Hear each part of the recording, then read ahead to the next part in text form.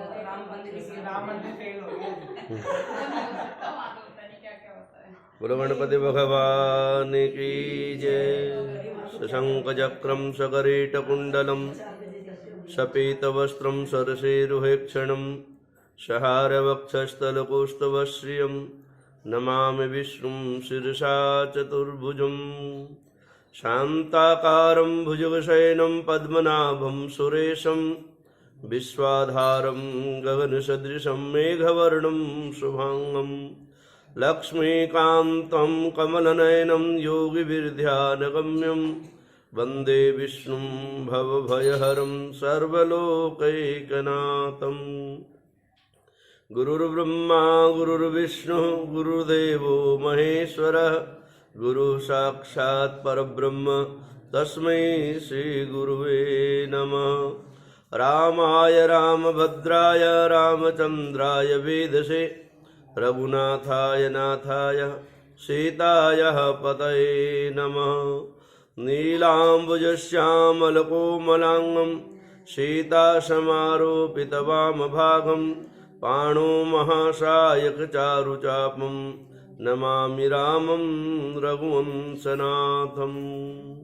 आत्मा त्वं गिरिजामते सहचरा प्राणा शरीरं गृहं पूजा ते विषयोगभोपरचना निद्रा समाधिस्थितिः संचारः पदयोर्पदक्षिणविधि स्तोत्राणि सर्वागिरोर्यद्यद् कर्म करोमि तद्ददखिलं शम्भोस्तवाराधनं।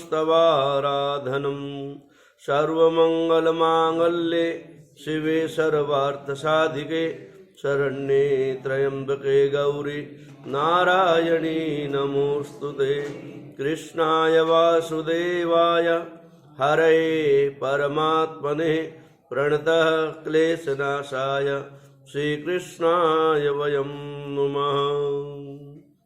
बोलो कृष्णचंद्र भगवान की, बोलो कार्तिक महात्म्य की। गोविंद गोविंद हरे मुरारे गोविंद गोविंद मुकुंद कृष्ण गोविंद गोविंद रथांग पाणे गोविंद दामोदर माधवेति। बोलो कृष्णचंद्र भगवान की, बोलो कार्तिक महात्म्य की। माता शारदा की कृपा लिखूं भाव अनमोल कार्तिक महात्म का कहूँ चौथा अध्याय खोल। बोलो कृष्णचंद्र भगवान।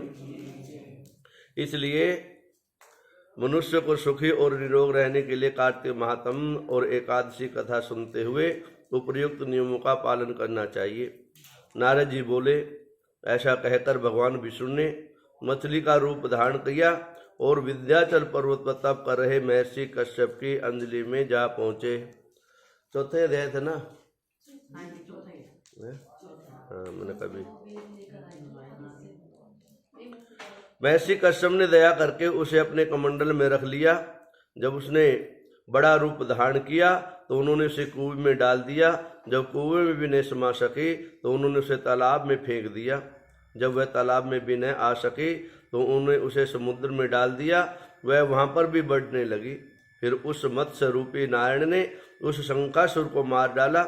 उसके पश्चात में शंख को हाथ में लेकर बद्री वन में आ पहुँचे। बद्री नारायण में आकर उन्होंने सब ऋषियों एवं महर्षियों को बुला करके आज्ञा दी कि पानी में इधर उधर फैले हुए वेदों को ढूंढो और उन्हें शीघ्र ही निकालकर मेरे पास लाओ, जब तक मैं देवताओं के साथ शिवप्रयागराज में ठहरता हूँ। इसके बाद सभी ऋषि महर्षियों ने मिलकर सभी बीजों के सहित वेद मंत्रों को ढूंढ निकाला। उन वेदों में से जो जो भाग जिस जिस ऋषि को प्राप्त हुए उसी का हो गए। उस भाग से उसी दिन से वह भी ऋषि कहलाए। सब वेदों को लेकर ऋषि महर्षि प्रयागराज जी में पहुंच गए और उन्होंने वह सब भगवान विष्णु व ब्रह्मा जी को समर्पित कर दिए। ब्रह्मा जी वेदों को पाकर बड़े प्रसन्न हुए, आनंदित हुए। उन्होंने देवताओं और ऋषियों के साथ अश्वमेघ यज्ञ किया।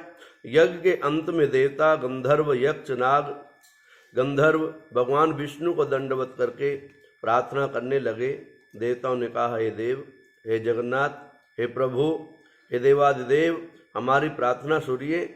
हम लोगों को हर्ष का समय है, इसलिए आप हमें वरदान दीजिए। नष्ट हुए वेद पुनः श्री ब्रह्मा जी को प्राप्त हो गए हैं।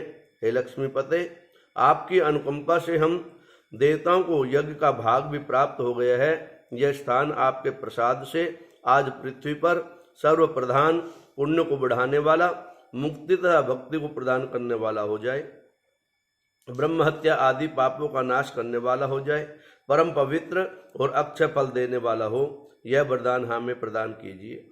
भगवान विष्णु जी ने कहा, जो कुछ आप लोगों ने कहा है वह मेरा ही ध्येय था, मेरा ही संकल्प था। जैसा आप लोगों ने कहा, अब यह स्थान आज से ब्रह्म क्षेत्र के नाम से पुकारा जाएगा। इस स्थान पर गंगा जी व सूर्यपुत्र यमुना जी का संगम होगा। मैं श्री ब्रह्मा जी के सहित वहाँ पर निवास करूँगा। यहाँ पर किया हुआ तप, जप, तप, दान महान फलदायक होता है। पहले जन्म में किए हुए पाप, ब्रह्म हत्या आदि भी इस तीर्थराज प्रयाग में स्नान करने से नष्ट हो जाएंगे। जो लोग अपने पिता आदि को यहाँ पर लाकर तर्पण व श्राद्ध करेंगे, उनके पिता मेरे स्वरूप को प्राप्त करेंगे। वह तीनों प्रकार की मुक्ति को जो प्राप्त करेंगे। मकर संक्रांति पर माघ मास में प्रातःकाल यहाँ पर आकर स्नान करने वाले के दर्शन मात्र से ही सभी पाप मिट जाते हैं। ठीक उसी तरह जिस तरह सूर्य के तेज से अंधकार का नाश हो जाता है। हे मुनीश्वरों, मेरे वचन ध्यान से सुनिए। मैं सर्वत्र व्याप्त रहता हुआ भी हमेशा बद्रीनारायण में निवास करता हूँ। सैकड़ों वर्षों तक की किसी दूसरे स्थान पर तप करने का जो फल मिलता है, वही फल यहाँ पर एक दिन में मिल जाएगा। जो मनुष्य मेरे इस स्थान बद्रिकाश्रम का दर्शन करेंगे वे जीवन मुक्त हो जाएंगे और उनके समस्त पाप नष्ट हो जाएंगे। सूर्य जी बोले। ऐसा कहकर भगवान विष्णु अंतर ध्यान हो गए और देवतागण भी अपने अंशों को वहीं पर छोड़कर चले गए। जो मनुष्य इस कथा को श्रद्धापूर्वक सुनते हैं, सुनाते हैं, वह श्री प्रयागराज जी व बद्रिकाश्रम जाने व स्नान करने के समान फल को प्राप्त करते हैं। बोलो कृष्णचंद्र भगवान, बोलो कार्तिक महात्म्य की। श्रीमन्नारायण नारायण नारायण भगवन् नारायण, लक्ष्मी नारायण नारायण, सत्य नारायण नारायण, गिरधर नारायण नारायण।